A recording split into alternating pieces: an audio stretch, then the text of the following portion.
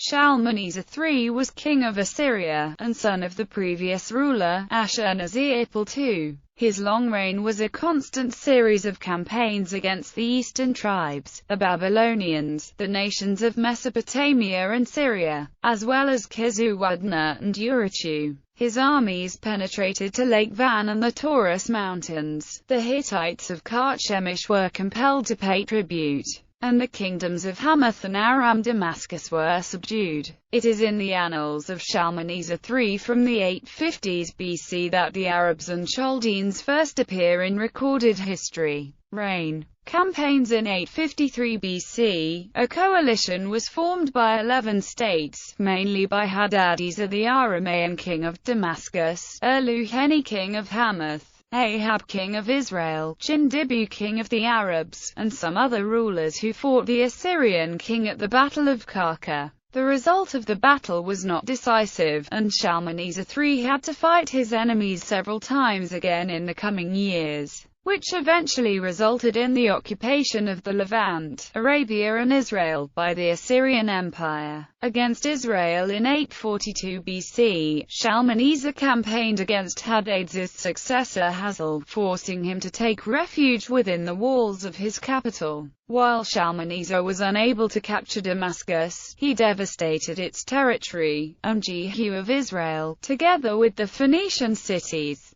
prudently sent tribute to him in 841 BC. Babylonia had already been conquered, including the areas occupied by migrant Chaldean, Sutian and Aramaean tribes, and the Babylonian king had been put to death. Against Tibrina in 836 BC, Shalmaneser sent an expedition against the Tibrina, which was followed by one against Cappadocia, and in 832 BC came another campaign against Urartu. In the following year, age required the king to hand over the command of his armies to the Tartan Dayanashur, and 6 years later, Nineveh and other cities revolted against him under his rebel son Ashur-danipal. Civil war continued for 2 years, but the rebellion was at last crushed by Shamshi-Adad V, another son of Shalmaneser. Shalmaneser died soon afterwards. Later campaigns. Despite the rebellion later in his reign, Shalmaneser had proven capable of expanding the frontiers of the Neo-Assyrian Empire, stabilizing its hold over the Kaba and mountainous frontier region of the Zagros, contested with Urartu. His reign saw the first appearance in history of the camel-mounted Arabs.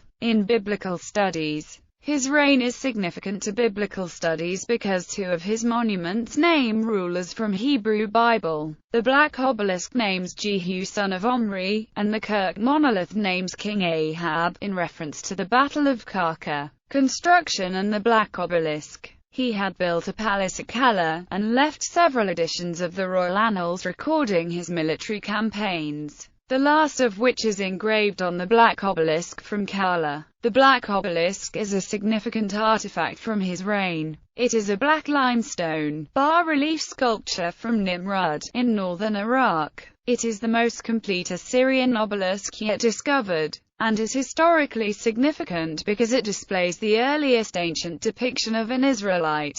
On the top and the bottom of the reliefs there is a long cuneiform inscription recording the annals of Shalmaneser III. It lists the military campaigns which the king and his commander-in-chief headed every year, until the 31st year of reign. Some features might suggest that the work had been commissioned by the commander-in-chief, Dayanashur. The second register from the top includes the earliest surviving picture of an Israelite, the biblical Jehu, king of Israel. Jehu severed Israel's alliances with Phoenicia and Judah, and became subject to Assyria. It describes how Jehu brought or sent his tribute in or around 841 BC. The caption above the scene, written in Assyrian cuneiform, can be translated, "The tribute of Jehu, son of Omri. I received from him silver, gold, a golden bowl, a golden vase with pointed bottom, golden tumblers, golden buckets, tin, a staff for a king, and spears." It was erected as a public monument in 825 BC at a time of civil war. It was discovered by archaeologist Sir Austin Henry Layard in 1846.